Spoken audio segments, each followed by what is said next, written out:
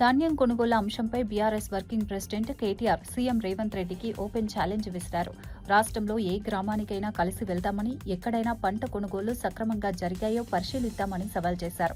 ప్రభుత్వం చెప్పినట్టుగా 80% కొనుగోలు పూర్తయ్యాయని నిరూపిస్తే ఏ శిక్షకైనా సిద్ధమని ప్రకటించారు. కాంగ్రెస్ ప్రభుత్వం ధాన్యం కొనుగోలులో పూర్తిగా విఫలమైందని మండిపడ్డారు. రైతులు తీవ్ర ఇబ్బందులు పడుతున్నా ప్రభుత్వం పట్టించుకోవడం లేదని ఆరోపించారు. రైతుల సమస్యలను ప్రభుత్వం దాచిపెట్టే ప్రయత్నం చేస్తోందన్నారు. కేటీఆర్ చేసిన ఈ సవాల్ ఇప్పుడు రాష్ట్ర రాజకీయాల్లో చర్చనీయాంశంగా మారింది. బేసిజానికి పోకుండా, అహంభావానికి పోకుండా, మేము చెప్తున్నాం కదా వీళ్ళెవరు చెప్పడానికని అనవసరపు దీనికి పోకుండా బ్రోకర్ల పాలవుతున్న ధాన్యాన్ని మధ్య దళారులు ఏదైతే ఇవాళ గవర్నమెంట్ కొంటలేదు కాబట్టి దళారులకు అమ్ముకునే దుస్థితి ఏదైతే రైతులకు వచ్చిందో దీని నకిలీ పాస్టర్ అభినయ్ దర్శన్పై ప్రజాశాంతి పార్టీ అధ్యక్షుడు కేఏ పాల్ తీవ్ర స్థాయిలో మండిపడ్డారు. పేరు, డబ్బు కోసం అభినయ్ తనపై తాను దాడి చేసుకున్నారని ఆరోపించారు. అభినయ్ డ్రామాలాడారని ఆగ్రహం వ్యక్తం చేశారు. ఈ వ్యవహారంపై పోలీసులతో మాట్లాడి అరెస్టు చేయించానని వెల్లడించారు.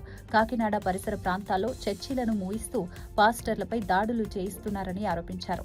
సమాజంలో మతపరమైన ఉద్రిక్తతలు సృష్టించే చర్యలను సహించబోమన్నారు. చట్టం తన పని తాను చేస్తుందని, తప్పు చేసిన వారిని కఠిన చర్యలు తీసుకోవాలని డిమాండ్ చేశారు.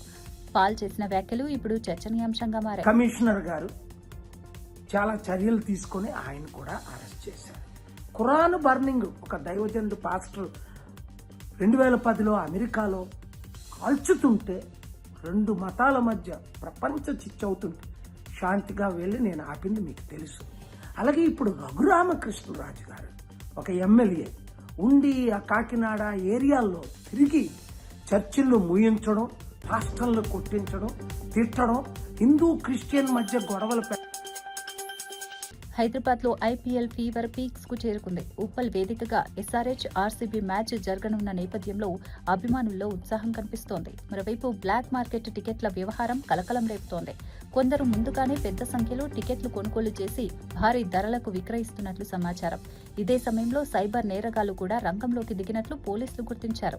నకిలీ యాప్లను సృష్టించి ఫేక్ టికెట్లు విక్రయిస్తున్నారని వెల్లడించారు.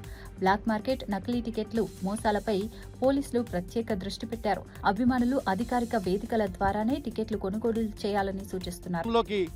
లింకప్ అయ్యి ఎన్నో టికెట్లని కోల్పోయారు మన అభిమానులు. వాళ్ళల్లో మేము కూడా ఒకరమి. ఇటువంటి ఒకవైపు ధాన్యం కొనుగోళ్లపై కేటీఆర్ ప్రెస్ మీట్ నిర్వహిస్తుండగా, మరోవైపు టీఆర్ఎస్ పార్టీ అధ్యక్షురాలు కల్వకుంట్ల కవిత సచివాలయం ఎదుట ధర్నాకు దిగారు. రైతుల నుంచి పంటను కొనుగోలు చేయాలని డిమాండ్ చేశారు. టీఆర్ఎస్ కార్యకర్తలతో కలిసి నిరసన చేపట్టారు. పరిస్థితి ఉద్రిక్తంగా మారడంతో పోలీసులు రంగంలోకి దిగారు. ధర్నా చేస్తున్న కార్యకర్తలను వ్యాన్లో తరలించగా కవితను కారులో తీసుకెళ్లారు. రైతుల సమస్యలపై ప్రభుత్వం వెంటనే స్పందించాలని డిమాండ్ చేశారు. ఈ ఘటనతో సచివాలయం పరిసర ప్రాంతాల్లో ఉద్రిక్త పరిస్థితులు నెలకొన్నాయి.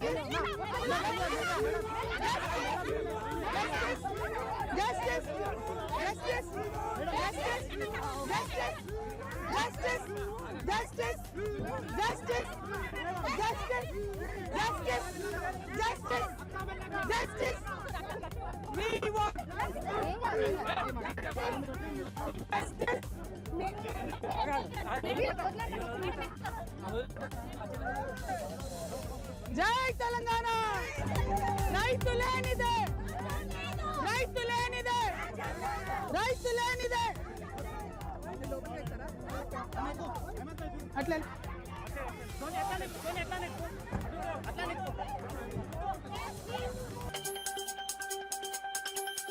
నో వెహికల్ డే సందర్భంగా మంత్రి నిమ్మల రామానాయుడు మరోసారి ప్రత్యేకంగా కనిపించారు. పాలకొల్లు నుంచి రైలులో సాధారణ ప్రయాణికులతో కలిసి విజయవాడ చేరుకున్న ఆయన రామవరపాడు నుంచి మంగళగిరి వరకు సైకిల్ తొక్కారు. అనంతరం జగన్పై తీవ్ర వ్యాఖ్యలు చేశారు. జగన్ ఒక పిచ్చి తుగ్లక్ అని విమర్శించారు.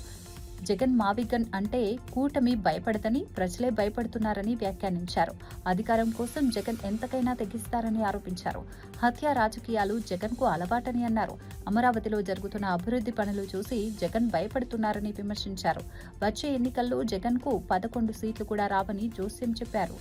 5,000 ఆలయాలను రాష్ట్రమంతా కూడా నిర్మాణం చేయడానికి 2 సంవత్సరాల్లో ఈ కార్యక్రమం పూర్తి కావాలి అని చెప్పి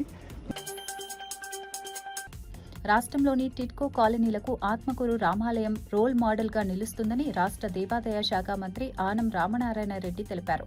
ఆత్మకూరు టిడ్కో కాలనీలో నిర్మాణంలో ఉన్న శ్రీ సీతారామాంజనేయ స్వామి ఆలయాన్ని ఆయన పరిశీలించారు. శ్రీవాణి భజన మందిరాల్లో రాష్ట్రంలో మొట్టమొదటి ఆలయంగా ఇది నిలవబోతుందని చెప్పారు.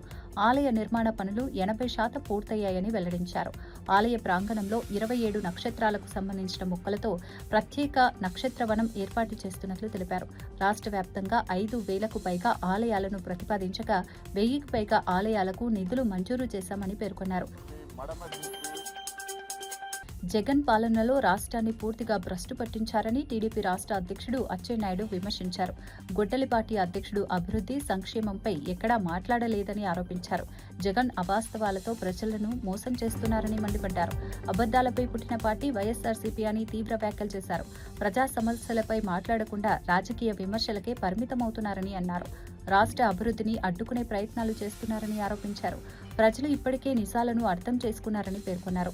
అచ్చెన్నాయుడు చేసిన వ్యాఖ్యలు రాష్ట్ర రాజకీయాల్లో మరోసారి చర్చనీయాంశంగా మారాయి. ఎంతో మంది ప్రభుత్వాలు ఏర్పాటు చేశారు, ఎంతో మంది ముఖ్యమంత్రులు పరిపాలన చేశారు.